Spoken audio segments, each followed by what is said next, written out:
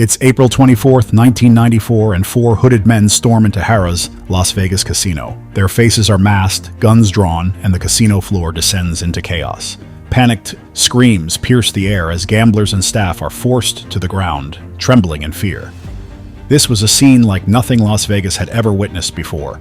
Everyone in town knew the unspoken rule: you don't rob a casino. The mob still had its hooks in Las Vegas, and anyone foolish enough to cross them would likely end up in a shallow grave in the desert. And yet, here they were, defying the most feared organization in the city. What made it even more shocking was that the audacious gang might have gotten away with it, if it weren't for one simple mistake. To fully understand how this bold crime unfolded, we need to go back to 1993. It all started with Melvin Foster, known on the streets as Short Dog. A member of the Bloods gang, Foster loved the adrenaline rush of gambling and the thrill of taking risks. On a trip to Las Vegas in 1993, he was wandering through the bustling casino floor when something unusual caught his eye. He noticed the cashier's cage at the far end of the casino housing an enormous stack of cash. What really intrigued him, though, wasn't just the money.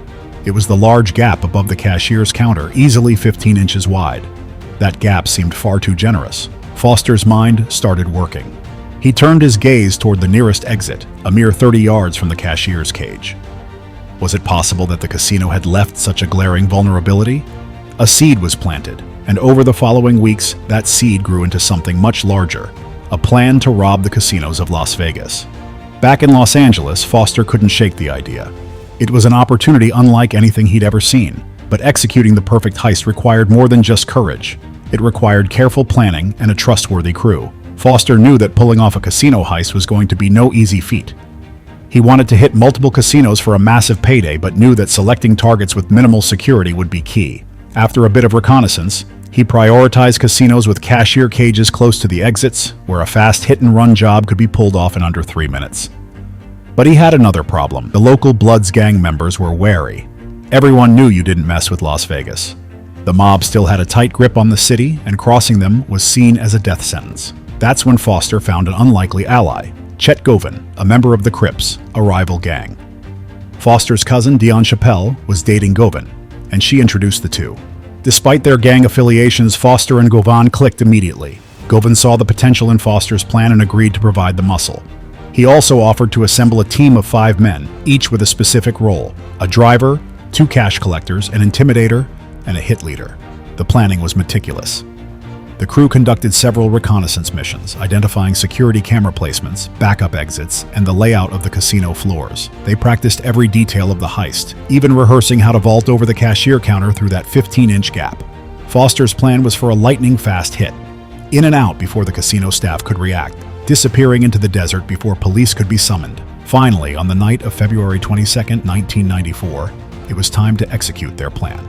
At precisely 9:09 p.m., 4 masked men burst into the Aladdin Casino, guns drawn.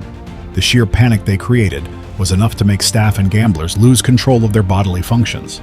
2 of the smallest members of the crew vaulted the cashier counter, stuffing pillowcases with bundles of cash, while the hit leader screamed at them to hurry. In less than 2 minutes, they were gone. The team fled the scene with $47,000 in cash. By the time the casino could react, they had already switched vehicles and disappeared into the night. Surveillance footage proved useless. Face masks and hoodies concealed their identities, leaving investigators with little more than the robbers' skin color as a clue. The casino staff and authorities were stumped, and the gang celebrated their flawless success.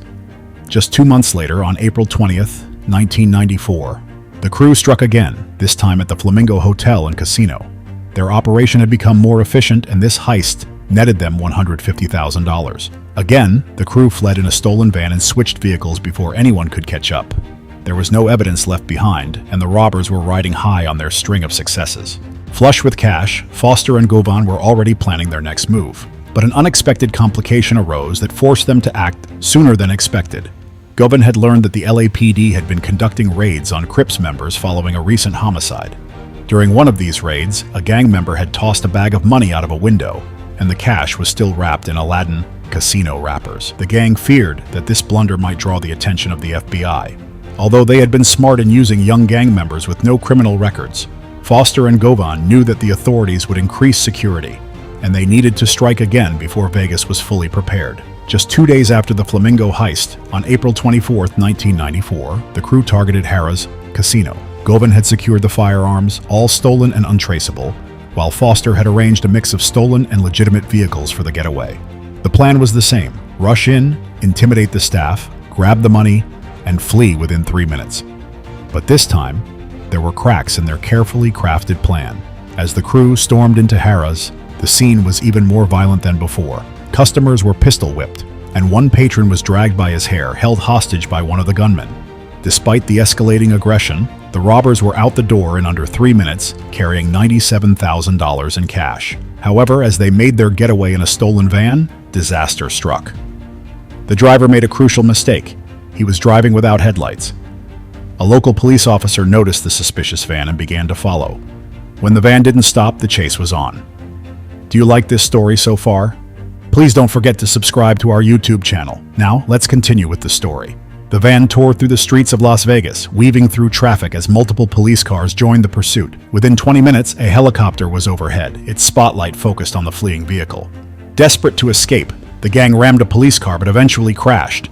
They abandoned the van and fled on foot, but it was too late. The streets were crawling with law enforcement, and K-9 units were already on their trail. One by one, the 5 young criminals were caught and taken into custody. The heist had been bold, but now they were facing the full force of the law. Foster and Govan, watching the scene unfold from different locations, were gripped with panic. This wasn't how it was supposed to end. In the interrogation room, a 16-year-old member of the crew sat in stony silence. He had been well trained by his older gang members. Say nothing, snitch on no one. When questioned, he simply repeated the words "no comment" over and over. The detectives pressed him hard, but the kid wasn't budging. He knew the deal. Juvenile detention was a slap on the wrist compared to the hard time adults would face. For now, the detectives were stuck. The young robbers had no incentive to talk, and there was little the authorities could do to force a confession. Foster and Govan's use of young, clean-cut recruits had paid off. The boys were taking the fall, while the real masterminds remained hidden, far from the scene. Months passed. The case had grown cold. The 5 gang members were serving their sentences in juvenile detention, and the FBI had few new leads. Foster and Govan had vanished, seemingly having outsmarted the authorities.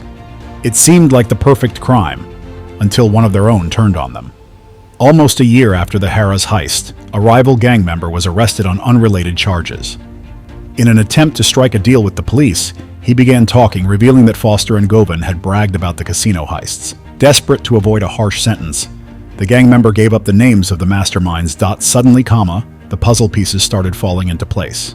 Investigators reviewed surveillance footage, tire tracks, and phone records. They found Foster's cousin, who had stolen a van that was used in the heist. Fingerprints, phone data, and witness accounts confirmed what the authorities now suspected. Foster and Govan had orchestrated the entire operation. Despite the mounting evidence, the FBI still needed a confession. When they pulled Foster and Govan in for questioning, things took an unexpected turn. Faced with the possibility of lengthy prison sentences, the 2 men turned on each other. In a classic case of the prisoner's dilemma, both tried to cut deals by claiming the other was the true mastermind behind the heists. What followed was a detailed account of the robberies, as each man revealed the role he played and filled in the gaps left by the surveillance footage. It was a betrayal that ultimately sealed their fates. In the end, both Foster and Govan were sentenced to prison. Foster received 18.5 years, while Govan, deemed the leader of the group, was given 22 years. Their bold crime spree had come to a dramatic end, not because of their planning, but because of their own betrayal. But the fallout extended beyond just prison sentences. Las Vegas casinos had to adapt. They moved cashier cages further from the entrances, added airlock doors, and installed more cameras to cover every angle. The bars over the cashier counters were lowered to just a few inches, making it nearly impossible for anyone to vault over. The Harrah's heist became a cautionary tale in the annals of Las Vegas history, a reminder that even the most daring criminals could be brought down by their own arrogance. For 2 years, Foster and Govan terrorized the casinos of Las Vegas, but their legacy is one of failure. They thought they could outsmart the system, but in the end, there's no honor among thieves. Let us know in the comments what you thought of this video. Don't forget to like and subscribe. Thanks for watching. See you next time.